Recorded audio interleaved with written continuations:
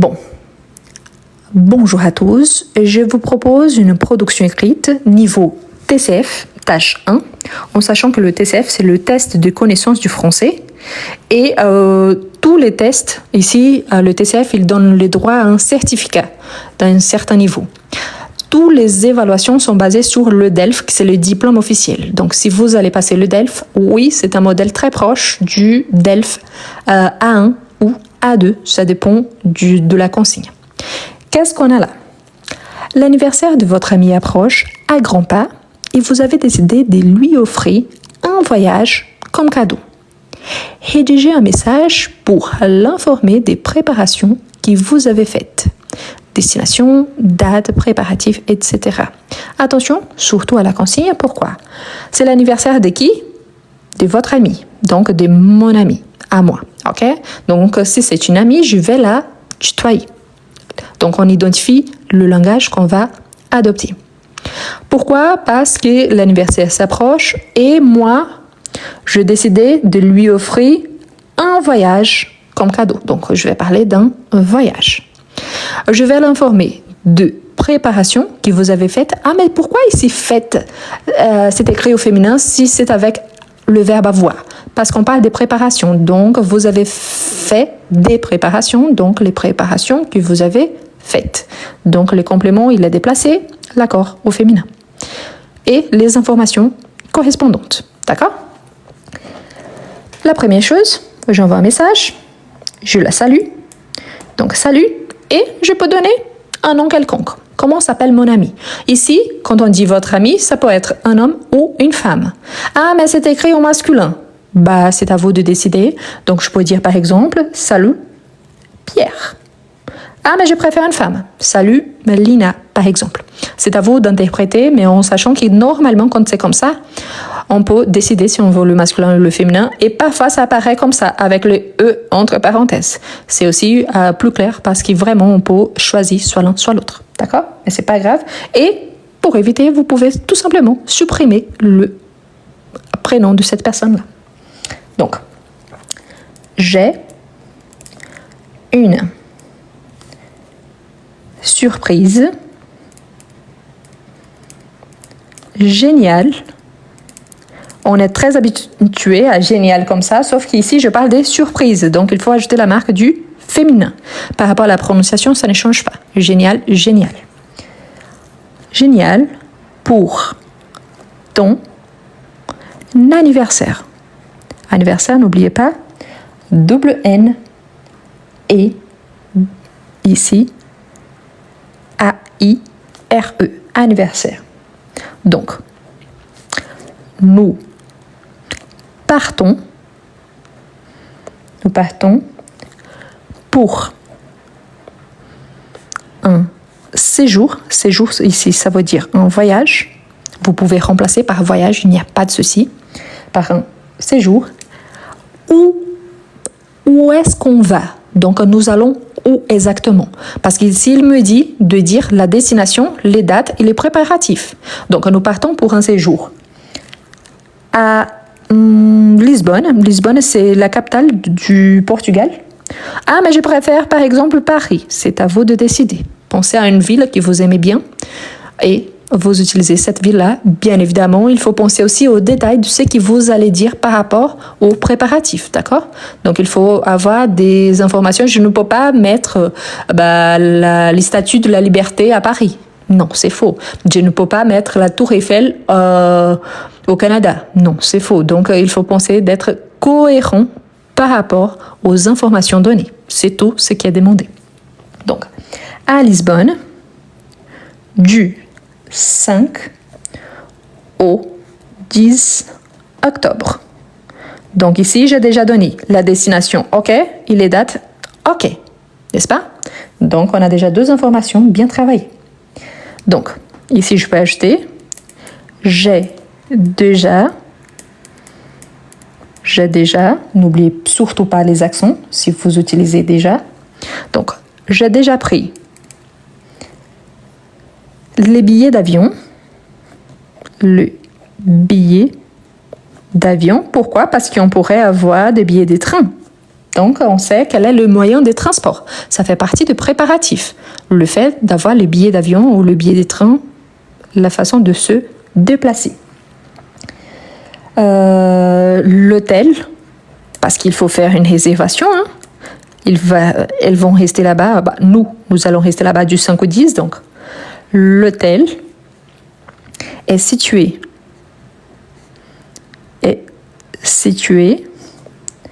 en plein cœur de la ville. C'est quoi le plein cœur? C'est le centre de la ville. C'est la partie la plus connue, la plus visitée, donc en plein cœur. Donc, c'est une expression pour montrer que moi, je sais bien utiliser cette expression-là et je sais ce qu'elle signifie selon ce contexte. Et j'ai prévu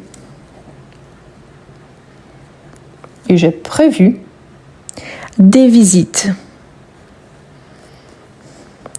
Là, je vais citer des points touristiques. Donc, je dois citer des points touristiques au Portugal. Parce que si je vais à Lisbonne, je dois penser au Portugal.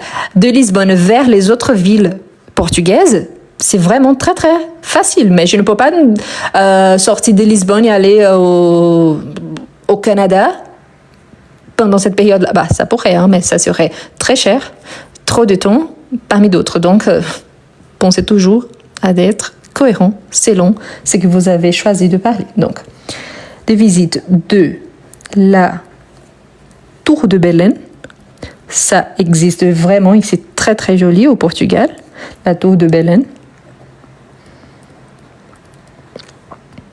Et du monastère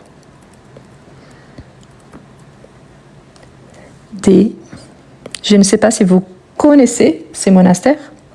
Il s'appelle Hieronymite. Donc je vous prononce doucement. Hieronymite. C'est un monastère très très très joli. Et si vous ne le connaissez pas, regardez sur Google Images. C'est très très beau. Donc ça donne envie. Vraiment. Donc, prépare ta valise. Prépare ta valise. Donc, qu'est-ce qu'on a là? Une petite salutation. Ensuite, que j'ai une surprise géniale. Mais pourquoi j'annonce la surprise? Parce qu'on va voyager. Donc, il faut que Pierre, il se prépare également. Donc, ici, il me demandait de parler des destinations, dates et préparatifs. Et moi, j'ai tout mis dans mon texte.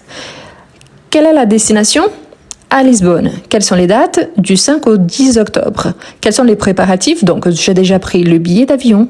L'hôtel est situé en plein cœur de la ville et j'ai prévu de visiter la Tour de Belém et du monastère des Hieronymites. Donc, prépare ta valise. Il faut juste que Pierre prépare sa valise parce que le reste a été déjà tout résolu. On peut encore ajouter d'autres visites, oui, mais là, ça sera sur place. Le plus important, que tout a été dit. C'est important aussi de penser que, mais ici, moi, j'ai utilisé le présent, j'ai une surprise géniale. Il y a le passé composé, j'ai déjà pris le billet, ici, j'ai prévu. Il y a l'impératif, prépare ta valise. Donc non, prépare ne prend pas le S à la fin car c'est l'impératif. Donc on dit tu prépares avec S, mais prépare ta valise, il n'y a pas de S. Donc il y a des expressions. Je montre que je suis capable de bien utiliser le vocabulaire. J'ai bien utilisé les prépositions du au car les dates ici sont masculines, donc du 5 ou 10 octobre. Il montre une connaissance par rapport à ça. Je vous rappelle que la tâche 1 du TCF, c'est l'équivalent au DELF A1, A2. Donc, dans ces cas-là, c'est plus proche du niveau A2 que du niveau A1. Je suis d'accord. À cause du vocabulaire choisi. Est-ce que vous pouvez écrire différemment? Bien sûr. On peut toujours penser différemment. Vous pouvez tout changer. La destination, la personne, ici, il peut s'agir d'une femme, comme je vous ai expliqué. Ici, on ne sait pas, mais normalement, quand c'est comme ça, on peut choisir si c'est un ami homme ou femme. Parfois, il y a la marque du féminin, donc c'est plus facile à choisir encore. Vous n'avez même pas besoin de citer le prénom de la personne, donc il n'y a aucun indice ici dans mon texte qui indique vraiment qu'il s'agit de Pierre. Donc, je pourrais utiliser sans citer son prénom. Et surtout, pensez à la quantité des mots. Normalement, pour la tâche 1, il nous demande minimum 30, maximum 60 mots. Donc, c'est important de bien compter la quantité des mots. Pourquoi? Parce que sinon, vous serez pénalisé. Ici, mon texte, il a à peu près 50 et quelques. Donc, je respecte bien ma consigne et je n'aurai pas de difficulté. Je vous rappelle que pour compter les mots, on considère un mot tout ce qu'il y a entre deux espaces en blanc. Ah, mais ici, par exemple, j'ai le verbe, j'ai je, qui c'est le pronom, et j'ai est, c'est le verbe avoir. Donc, il s'agit de deux mots différents. Oui, isolément, selon la grammaire. On a un pronom et on a un verbe. Donc, deux classes grammaticales différentes. Par rapport au comptage de mots, à partir du moment qu'on fait une élision, on considère seulement un mot. De façon qu'on ne dit pas je ai, on dit j'ai. Donc, pour compter, on compte seulement un mot. D'accord? Donc, pensez à ça. Si vous séparez les mots également, donc on considère seulement un mot. D'accord? Voilà pour ce texte. Est-ce que vous avez des difficultés à écrire en français? Est-ce que vous êtes capable de comprendre, mais vous n'arrivez pas à bien écrire? Vous êtes capable de lire en français, mais vous avez du mal à développer un petit texte. Je vous présente Comment mieux écrire en français? Un livre conçu pour vous, quelqu'un qui aimerait bien écrire en français. Le livre présente 11 unités, parmi lesquelles vous retrouverez toujours des astuces précieuses pour améliorer votre niveau. À chaque fois, vous aurez des explications suivies des exemples et des suggestions de lecture. Et en plus, à chaque fois, il y a un exercice au niveau débutant, en fait plusieurs exercices, suivis des exercices au niveau intermédiaire. Ce qui vous permettra, si vous êtes débutant, d'avancer, et si vous êtes intermédiaire, pas seulement d'avancer, mais aussi de réviser. Voilà les liens pour acquérir votre livre. Vous pouvez copier-coller sur votre page de recherche et vous pouvez le trouver aussi dans le premier commentaire et dans la description de cette vidéo.